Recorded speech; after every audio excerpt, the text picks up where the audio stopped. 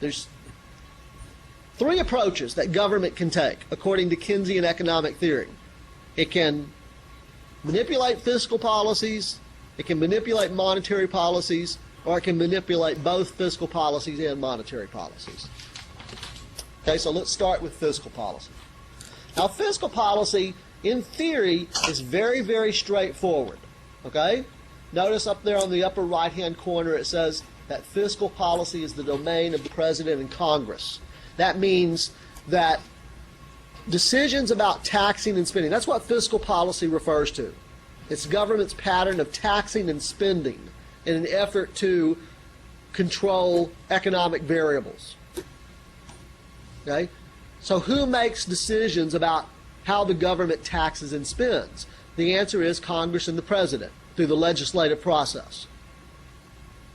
Okay?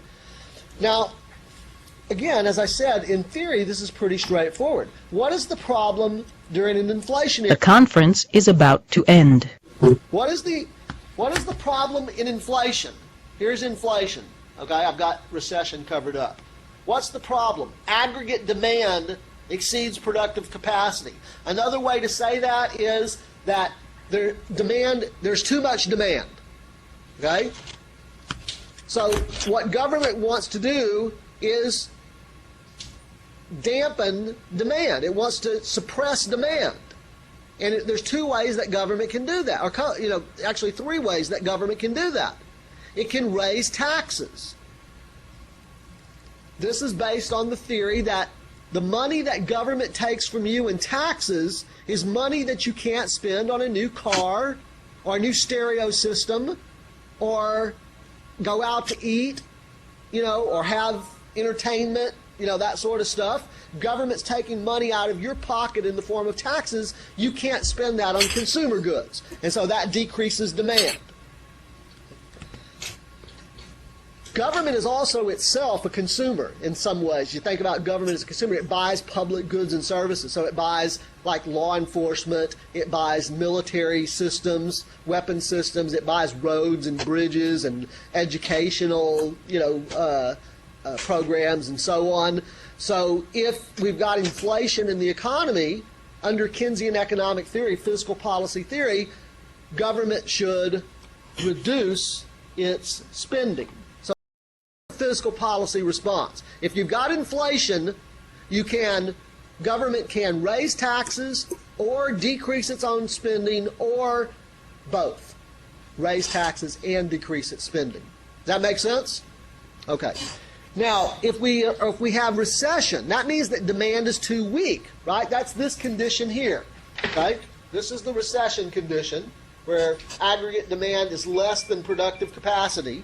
So if we've got that problem in the economy, it's going to be just the opposite. What government wants to do is stimulate demand.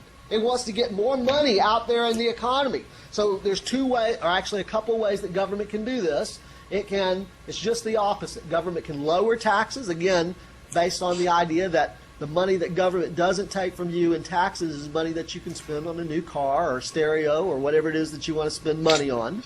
Okay? Or it can increase its own spending. Now, since we're out of time, let me just finish on this point. Okay? This part of it here, this spending piece during recession, is the theory that Franklin Roosevelt based the New Deal on when the country was in the Great Depression. Right? That it was based purely on Keynesian economic theory, that the way to get the country out of the Depression was for the government to spend money.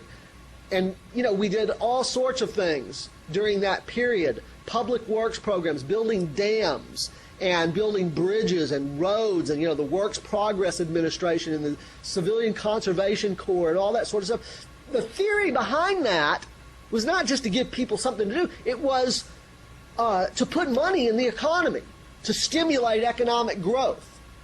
Okay? And so that's kind of what the government has done since then. For example, at the beginning of the Great Recession in 2008, you know what George W. Bush's solution to that was? His proposed solution was? Well, and it actually happened. It wasn't just proposed. To give everybody a $600 tax rebate.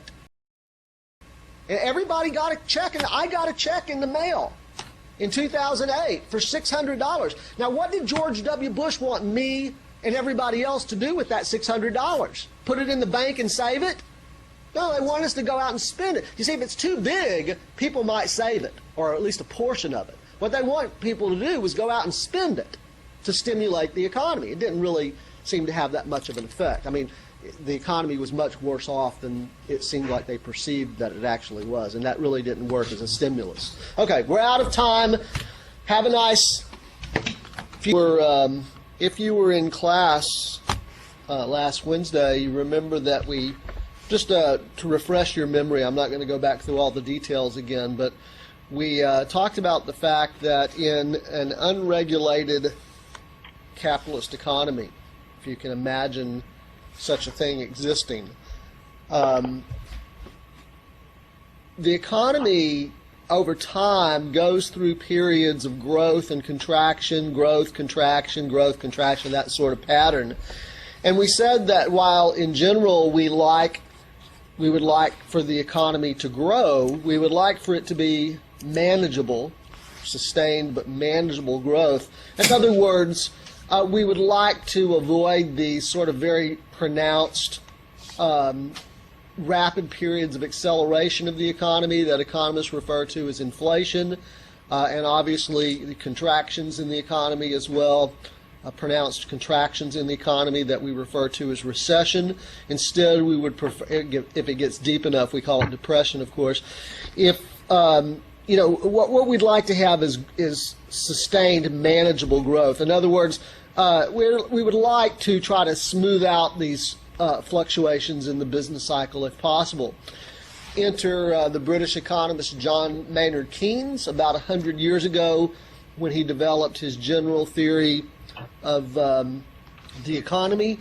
And he explained, if you recall, we said that Keynes explained these fluctuations in the economy in terms of imbalances between aggregate demand and productive capacity.